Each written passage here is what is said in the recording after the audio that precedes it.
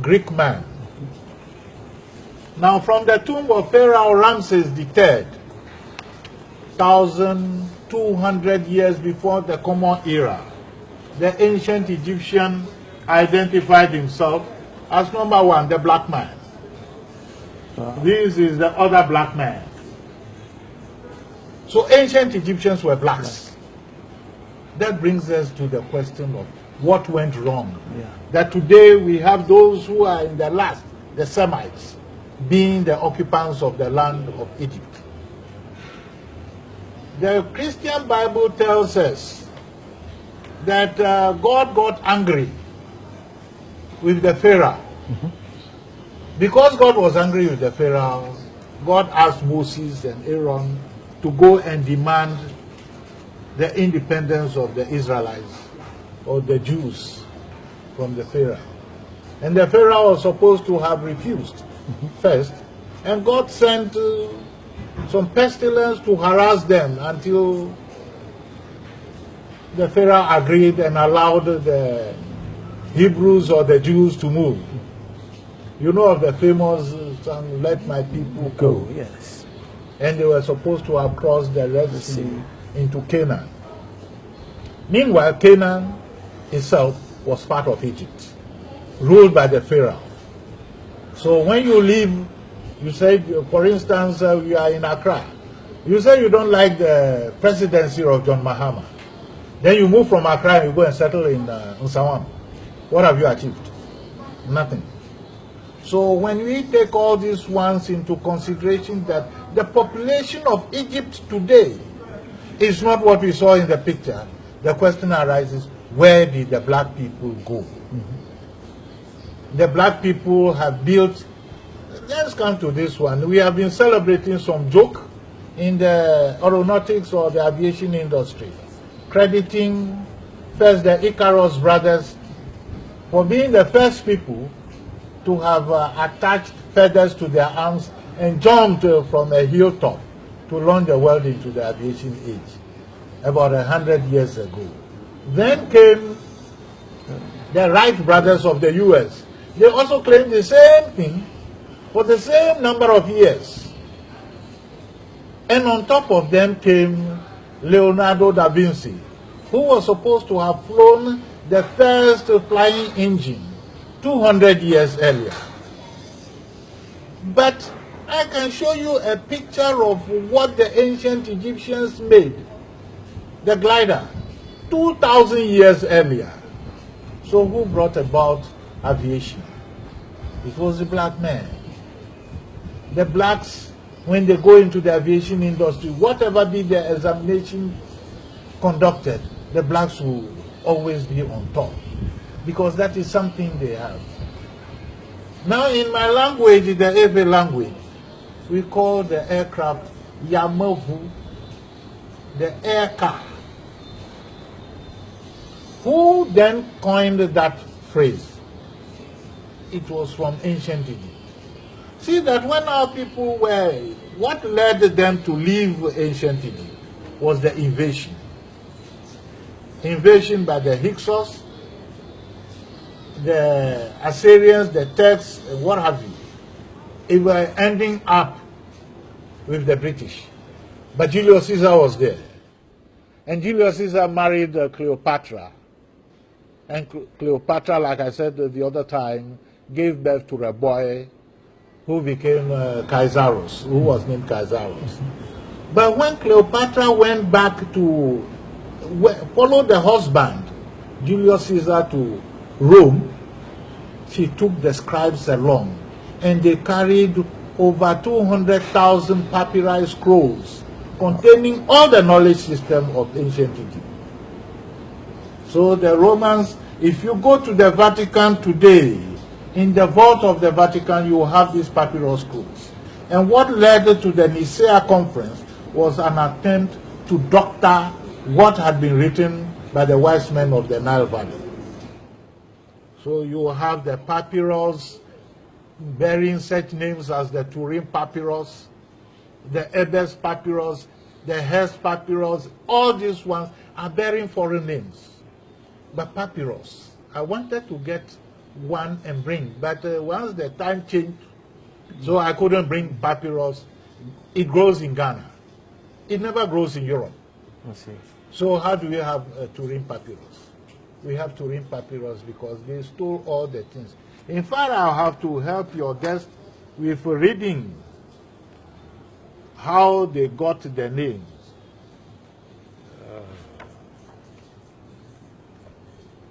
The oldest papyrus is the Papyrus Kahun. Now, the Papyrus Smith is the brother to the Papyrus Ebers. Ebers is a German name. But let's see what they talk.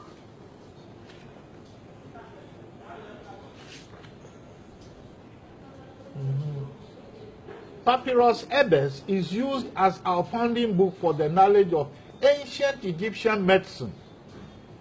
On its reverse side, there is a little calendar with the days of Sotis, that's Cyrus with his heliacal rising, about at the beginning of the cresting of the Nile, when the Egyptian year began, from the 9th year of King Amenophis I. The Egyptologist George Ebers was a university professor in Leipzig. In 1873, an Arab in Luxor offered to sell him the papyrus. An Arab in Luxor. I went to the Egyptian embassy here in Accra with a photocopy of some hieroglyphic text. And I wanted to find out if they can transcribe it for me. They said, no, they don't. That immediately tells you that they don't know anything about the hieroglyphs. They cannot transcribe it. So if they don't, who then wrote the hieroglyphs? It was the ancient Egyptians. They wrote the hieroglyphs. And here they tell you that the Arab man found the papyrus. The papyrus Hest was unearthed in the Dar el-Balas, Upper Egypt, by an Arab again. So this tells you the time of the invasion or occupation of ancient Egypt by the Arabs. And they were just taking everything. And the papyrus, you will see that interestingly, like I said the other time, when you are born to the royal family, your history from the time of birth to the time of death is recorded by a scribe assigned to you. Wow. So when you are dead, your papyrus is rolled and put in your tomb or sarcophagus as they called it. So these people, having taken over, their business was to look for all the treasures in the tombs, like we have the treasure hunt and people going into our cemeteries to unearth bodies and sell. So they went and took all these ones. And they were selling to these Europeans. And that's how we come by a papyrus bearing the name of Turin. You go to the British Museum today, they have a lot of documents they have taken from Egypt. And the people themselves who were there were driven away, and they moved for thousands of miles in search of a newfound land. And the newfound land has become the land we call Ghana today.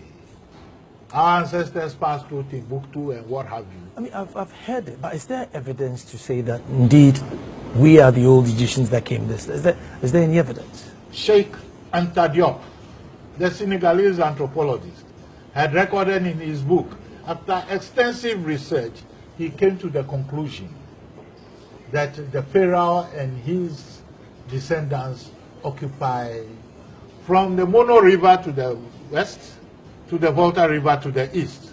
You will see that the Akan-speaking people came in along the Guan stretch. You see the Guan-speaking people cut this land we call Ghana into two. From the Ketekrachi end to the Nzima end, you have the Guan-speaking people. We are coming straight back after that. We want to find out which part of Egypt you came from. There must have been a pharaoh back then, you know, who knows? Stay tuned. Well, thank you very much for staying. Education, education, education. You know, knowledge is power. And I told you in the beginning that until the lions have their own historians, you know, the stories of hunting always glorify the hunter. So here we are, arriving from Egypt with empirical evidence. Any artifacts have been found that were left on the routes or? something to tell my viewers that, look, indeed, we have migrated. You see this one. This is the delivery stool. Unfortunately, we have been tuned up that when women are going to deliver now, they are made to lie prostrate and they will be told, push, push, push. In fact, in the northern part of Ghana, one woman had developed a delivery stool. So when you're going to deliver, you sit on the stool, and it's very easy. The French people, what do they do? When you go to the French, they have this squat lavatory. They tell you when you go and you squat, you ease yourself freely, easily, and quickly, and you are gone. But our brothers from the Western Europe, including the Americas, what do? They put a seat down, and they tell you you are entering a rest room. So they go and sit down on the WC port, resting and reading. But the Frenchman does not want you to waste any time. So you go, you squat. In fact, when you cross into Togo, they have a lot of these squat lavatories. But when you come to Ghana, we have a lot of these sitting WC ports. So maybe that explains why we look a little bit hazy in our activities. But what went wrong with us? In fact, we are sitting in the center of the universe. What is it which has gone wrong? What has gone wrong is that we have refused to open our eyes to see. Are there anything that we do here now that we can trace back to, the ancient Egyptians also did the same thing, and therefore it was the same people who traveled down south? Herodotus had recorded that one, the ancient Egyptians were black. Mm-hmm. They had kinky hair. That is very common with all blacks, mm-hmm. right? Yeah. They possessed the powers of divination to interpret the will of God. Mm-hmm. Afa. The Yorubas call it Ifa. The divination system. So that was what the ancient Egyptians were doing. They will divine and find out who are you. And they will tell you. In that one, we were doing here, and we still do. Only that some of us have become so Christianized that we have lost our direction. So you go to a court of law or a court of competent jurisdiction, and you go and you hold the Bible or the Holy Quran and say, I swear by the Holy Quran or the Holy Bible to tell the truth, and you lie. But if you look at this picture of the judgment chamber in ancient Egypt, the deities are in command. So how can you go and lie? You can't lie. The justices are sitting up there, 12 of them. They are on top. Mm-hmm. And your heart is put in a scale and weighed against a feather. But if we will do the same thing today here, we will just have to take, what do you call it, the bodia, the lashi from the priest or something, and swear by it.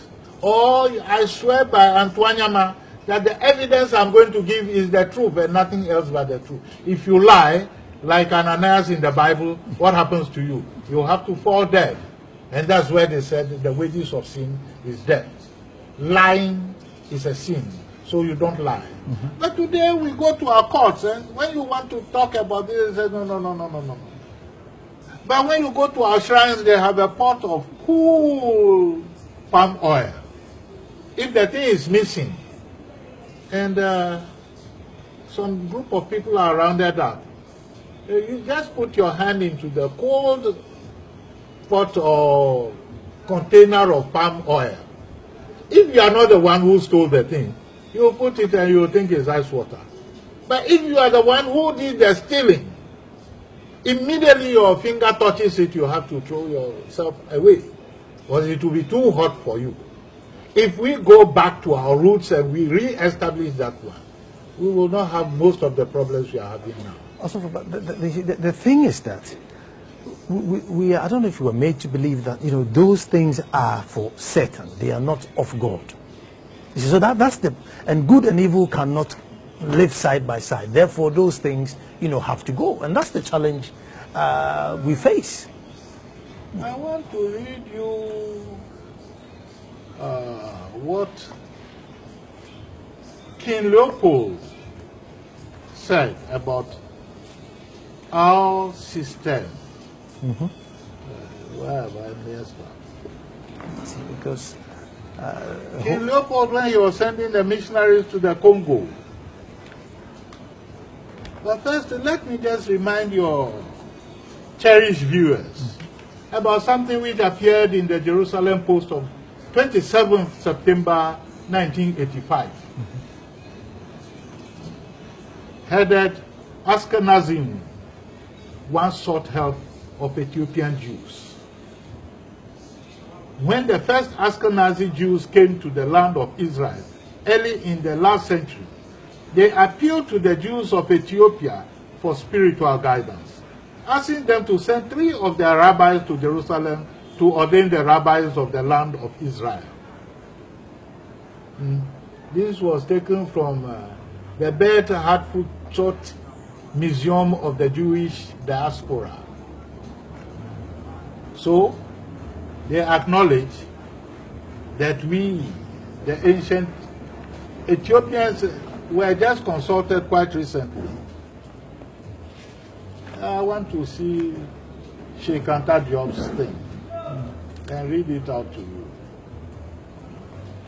So I was holding it some few minutes reading. Yeah. Then I will treat your viewers to what Dr. Nnamdi Azikiwe. You remember that name? You remember Nnamdi Azikiwe? No, I don't remember the name. Oh. What did he do? Nnamdi Azikiwe was the first president of the Republic of Nigeria. Ah, I see. He and Wallace Johnson were tried by the British. Now, King Leopold II of Belgium had this to tell his missionaries: Reverend fathers and dear compatriots, the task asked of you to accomplish is very delicate and demands much tact and diplomacy. Fathers, you are going to preach the gospel, but your preaching must be inspired by, first, the interest of the Belgian government. The main goal of your mission in the Congo is not to teach the African the knowledge of God, because they already know Him. They talk and commit themselves to their God. They know that killing and stealing, adultery and blasphemy are not good. Interestingly, Belgium is the headquarters of the North Atlantic Treaty Organization. And just quite last week or something, the U.S. Secretary of State hosted a meeting of so-called sister coalition forces, or whatever they call them, to fight the Islamic State forces. And he said because they have been bombing them, their capability is now reduced. So, now he continues, let us have the courage to admit this fact. So, you do not teach them the things they already know. Your role essentially will be to facilitate the task of the administrative and industrial personnel. That is to say, you will interpret the gospel in a manner that protects and serves the interests of Belgium in that part of the world. The problems in the Congo up till today.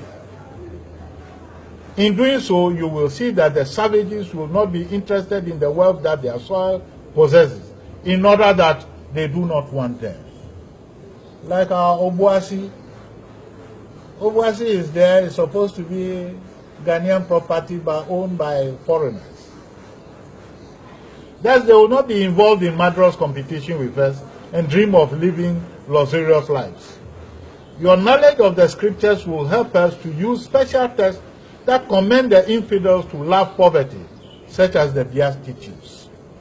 Blessed are the poor, for theirs is the kingdom. This will cause the African to fear being rich in order that he may go to heaven. From time to time, keep them from rebelling and keep them in fear that you will use violence. You will teach them to endure anything, even when they are insulted or beaten by your compatriots. You will teach them that whosoever uses violence is not a child of God, but he is a child of God. You will cause them to follow the example of the saints who turn the other cheek. You will take them away from anything or act that provides them with the courage to confront us. What are they taking away? I am alluding to their magic, that is juju, voodoo. If you take them away from those ones, they will not confront us. They will become as meek as a sheep, and then you can brutalize them. Your actions will be essentially on the younger people that they might not rebel. If the commandments of the father are conducive to the parents, the child should learn to obey what the missionary teaches him, because he is the father of his soul. We must force them into submission and obedience. This is King Leopold sending missionaries who are supposed to come and teach us the knowledge of God they admit we already know. Dear compatriots, these are some of the principles you must apply. You will find many more in the book that will be given to you at the end of this session. Teach the gospel to the African in an African style, in order that they are kept submissive to the white colonies. They should not rebel against the injustices done to them by the colonies. Make them always meditate on, blessed be those who weep, cry, for theirs is the kingdom of heaven. Always convert blacks by means of the whip. Keep their wives in submission for 9 months, so that they graciously work for you. Require from them offerings of recognition, goats, chicken, eggs, each time you visit their villages. Cause them to sing each and every day that it is impossible for a rich man to enter into heaven. Make them pay tithes each Sunday at church. Utilize this money that is intended for the poor for our business investments. Institute a system of confession which will make you good detectives in order to denounce, put down every black which has a spirit of rebellion against the system. Teach the Africans that their statues, idols, are the works of the devil. Teach the Africans to forget about their heroes in order to worship and give praise to ours. Don't give a seat to an African when they come to see you. At the most, give him a cigarette. Don't invite him to dine with you, even if he gave you a chicken every time you went to see him. Consider all blacks as little chicken and require from them to refer to you as father.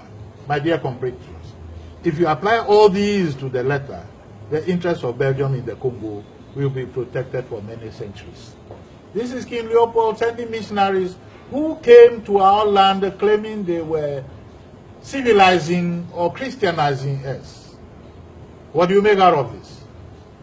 And we are still continuing this. We have people who are supposed to be men of God who will take the tithe from us and buy all the latest in the city and live in mansions and tell us that our treasures are stored in heaven. When we go there, we will enjoy. But they don't enjoy theirs in heaven. They enjoy theirs here.